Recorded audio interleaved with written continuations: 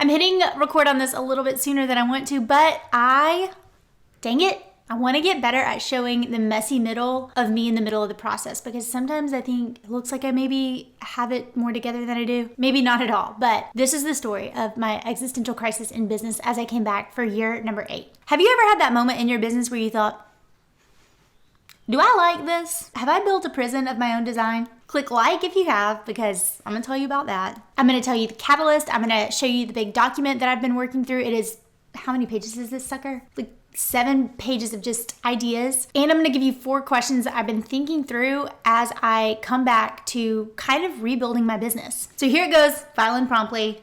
I'm a little nervous. Also, hello, if we have not yet met, my name is Ashlyn Carter.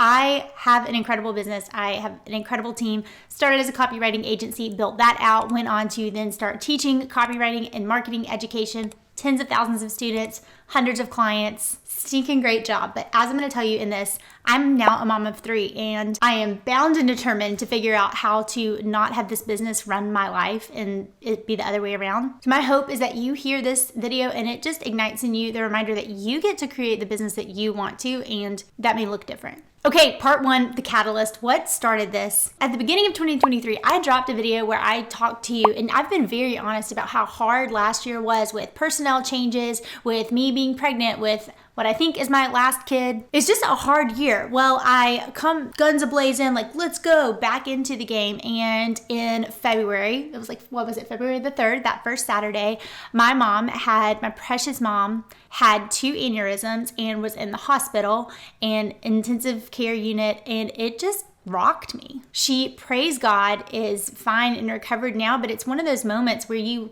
look at death and you think, what am I building again? Like, what is it all for? So that really got me thinking. I also could not work as much as I wanted to during those weeks. So if we're counting, we have 3rd kid, move states 5 days after I had that kid, get back, and husband starts commuting. So Wes is gone about like 5 days at a time. So I've got the 3 kids on my own with my business. This happens to mom. All of a sudden I realize I am so ready to get back to work. I'm so ready to get back to normal. I get back to work and it is like banging my head against the wall. I am so frustrated. I don't want to manage people. I want to just create. I want to build. I want to write. I started a writing business and I'm not writing regularly as much as I want to. Something is amiss. Sarah, who's our head of agency, my employee who's been with me the longest, she just called it on the carpet. She said, Ashlyn, you wanted to come back.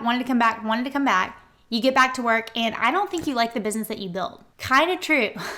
I want to be expressly clear. I love my business. I am so grateful for every dollar that's come in, everybody that's trusted us. But I built something where Wes said, he said, Ashlyn, if I were home every day, there are not enough hours, even if you had no kids, for you to maintain it right now. It has grown so big, you cannot maintain it right now, even if we made hires. Like, it's not working. It was so true. And then simultaneously, as I'm getting back, I was like, you know what, let's just like freshen up. The website's pretty old at this point. I say a lot of things on the website that we're different. We've changed. I've grown as a business owner. I claim, and I will still claim, that I'm a copywriter, but at this point, I'm just gonna say it. Our team, we have architected massive campaigns, massive marketing campaigns, worked on huge positioning statements for large products, large brands. That doesn't really get talked about much. And so I'm realizing that I kind of want this like rebirth or renaissance of what my business is. And I say all this, like, this may not seem big at all to anybody else, but it feels big to me. At the same time, Vanessa Lau drops this great video about why she basically went on sabbatical for a year. And then I hear Mariah Cause start talking about how she like stripped her business down. And those 2 leaders talking about that made me think, like, what's holding me back? Why can't I change some things around? So I started workshopping some ideas with my friends and peers. My friend Abby was funny. She's like, it's like you're in your Miranda Priestley era, but nicer. I just am having a little bit easier of a time shooting it straight, maybe than I was in my earlier years of growing my business when I didn't quite have the work under my belt. If I had a hypothesis, I hadn't tested it enough. At this point, I have mentored and talked to hundreds of business owners. I'm gonna call it like I see it, and it just be that way. I was 27 when I started my business. I was younger in my career. I'm 35 at this point, almost 36. I have a lot of career under my belt and I'm proud of it. So here's what I did. The first step that I took is I dropped an email to our 50,000 person email list and basically said, I'm holding it all with a loose hand. What do you need? Pages on pages, back, front and back. These are like, I've highlighted, I've gone through, just wanting to hear ideas from people. And the next thing I did is I started hashing a ton of just thoughts out in a Google Doc. One of the best places that I started creatively was with our brand visuals. If you looked just at maybe like mood boards for my brand along the way, I used pink early on. I didn't even like pink. Sorry, pink girlies. My daughter loves it. I did it because other people had it and I thought I should have it. And then I started leaning more into my own brand and my own vibe and claiming it. And now I want to double down even harder on those things. That's one thing I realized. People will copy you. People absolutely copy you. But I have a very specific reason behind pretty much any color you see, any font you see, any image you see. It is all very calculated, not Taylor Swift level calculated, but doing what I can as a mom of 3. So I started writing more of the look I wanted, leaning into the journalism thing, leaning into a little bit more of a moodier vibe, leaning into the roots and some of the places that I remember growing up as like visual touchstones that I want to kind of recreate. Then with this, I started rethinking even our core values. I was like, here's my new core values. I've got 4 new ones. Rewrote our brand positioning statement, working on our onlyness factor. That's something I teach my students inside Copywriting for Creatives. I'm rewriting mine. I've been going through the blueprint model, my beloved program that my friend Shanna Skidmore coaches through, and I've shouted from the rooftops. I'm even looking at all of our pricing. Let me flip the camera around and show you a little tour of this document. This is the doc and I said it's grown a little bit, 9 pages, but I'm still trying to not go overboard. But the first thing I wrote down is just like, what confines do I have to work within? Is it simple? Is it fun? Does it fit into the amount of hours that I can actually work or count on childcare? Brand summary, rewrote that. I kind of reworked our philosophy, my core values, wrote down like a clean offer ladder. A lot of this, I'm just like refreshing what's already there. Visuals, that's new. Website, that's new. Content flow, that's new. My new ideas on newsletter, tech stack, on and on. So you can just kind of see how I'm thinking through things. Again, really inspired by Mariah Coz's blogs on all this lately. Go look them up. Now, again, Mariah Coz, she helped me start thinking, and she was talking about, has like a 22 page or something crazy document. Mine's not that long. And one thing too, she's talking about a lot of new this, new that. For me, I have a ton of assets in my brand, and I don't want to throw those all out with the window. Anybody that's been in business for a bit may relate to that. You have so much work out there that I don't want to start from scratch. I don't want to say new anything. So I'm calling it fresh. Renaissance, rebirth. Again, maybe this stuff doesn't feel, and you may not be able to see it, but it feels big for me. I feel like I am coming back. I'm letting myself erase everything if I want to. I've never let myself do that before because things took off with my business. They started working so well that, like I said, I just looked up all of a sudden and I have a writing business and I don't write that much. I don't want this video to be so much about my business without kind of telling you some of the takeaways that you may could use. There's 4 big questions I've realized I'm asking myself over and over and over again as I look at everything and hold it with a loose hand. The first I talked about on Instagram stories last week, and tons of comments and people saying I can relate, I feel the same. I'm asking myself, I think it might be a Tim Ferriss question, maybe, don't quote me. I'm not the first person to say this. I look at everything and I say, what if it were simple?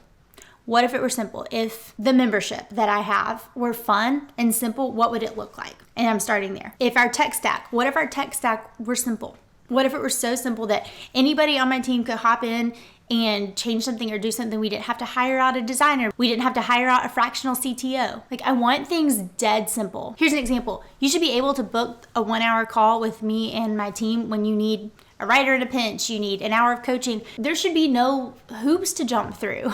You should be able to go to the website, click, purchase, pick your time slot, done. Application to work with us. How dead simple can we make it? That brings me to the next big principle that I'm thinking through in this kind of brand renaissance. How can I reduce the time from idea to implementation on pretty much everything. I just gave a client example for that. Our application is the same way. I was sitting there holding fields, playing on my phone one night, decided I'm tearing down the website, might as well play around and see like how bad is it. I pull up our application.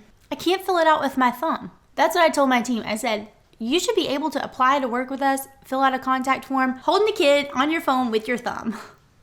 Like, how much can we get out of the way? I realized too, a lot of these things I've wanted to do so long, I haven't quite had the bandwidth for. Up and down, pregnant, not pregnant, pregnant, not pregnant, pregnant, not pregnant.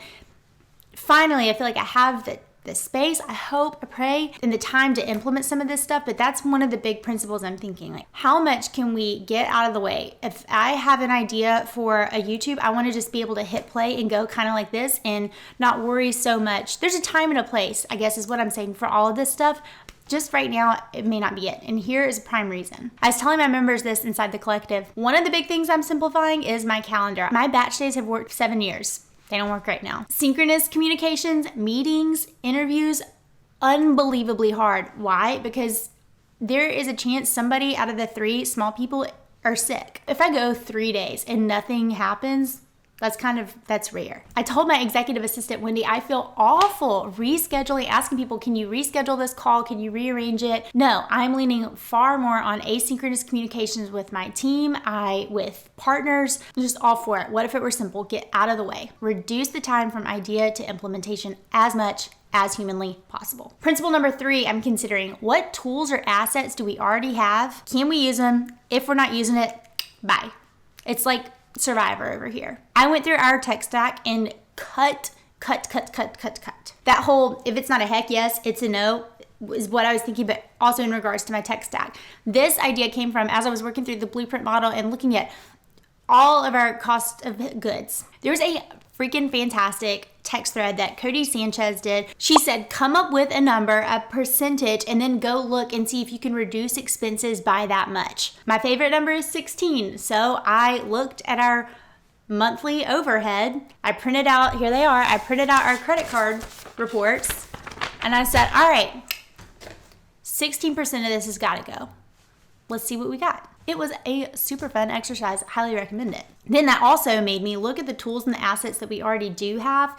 And as I worked through that 7-page document that I showed you earlier, I got started thinking about like where can these slot in? We have this tool that we have an annual membership to.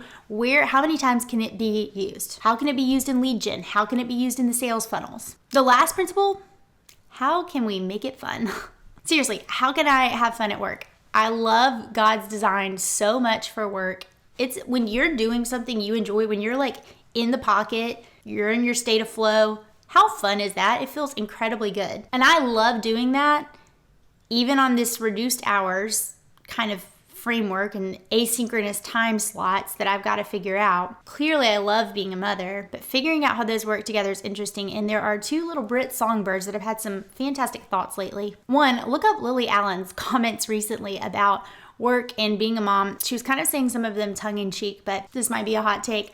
I do believe in a lot of what she said. I cannot work at the capacity. When I was 24, I would stay at the office until 7 or 8 o'clock at night. I would be there when the lights came on in the morning. I would go to my workout class, get ready, go straight into the office, like workaholic tendencies. I know that now, having so much of my time going to keeping house and loving and discipling my children, I know that is going to take a bulwark of my time, as it should. So I do kind of agree with Lily Allen's concept, like, yes, you can probably have it all as a woman if you want it, probably not all at the same time. Okay, the last thing I wanted to say, this quote from Adele, so good. She said, always want to go against the grain. I chose to reject the scarcity of success and the idea that you have to be constantly relevant to be successful. That's so good. Here's one more little freebie. If you like John Mayer, he gave a talk, I think it was at Oxford University one time, where he talks about how he mapped out the ups and the downs of a musical career of an artist. He charted it all out, and he was really inspired by the idea that you could be a top brand name, a top artist, and have a long career that had ups and downs along the way. Adele was kind of saying that same thing, like, what could I be relevant but kind of out of the limelight? And then she says this, you'll never guess what, I got away with it. I loved that concept about building something where you can be relevant but also in spurts and in pockets, and that be okay? How can I build a brand that, and it's given me plenty of time to step away from it. But yeah, I don't know. I'm still all over the place. I just wanted to let you in on what's going on over here, what I'm thinking through this Renaissance era that I'm in. And again, maybe none of this will even be obvious, but it feels big to me. I hope that was helpful. I hope those 4 principles kind of give you little nuggets that you can build what you want. You can tear it all down. This is the beauty of entrepreneurship. You can rework it. I think I always felt guilty even considering that, because everything worked and was profitable and employed people that I thought, I can't touch it. I'm not allowed. I built the business and I'm not allowed, because who would do that? But I just got to a place where I thought, I want to have fun again. So here we are. All right, I hope this video were helpful. I hope the 4 principles I gave can be just little guidance marks for you. Hit subscribe. Next week, I'm going to talk about something that I've been talking about on coaching calls with our members lately, about the thing I still believe in, even though some people say it doesn't work anymore, not these days. And I'm going to talk to you about how to be referable. All right, thanks as always for watching. See you in the next one.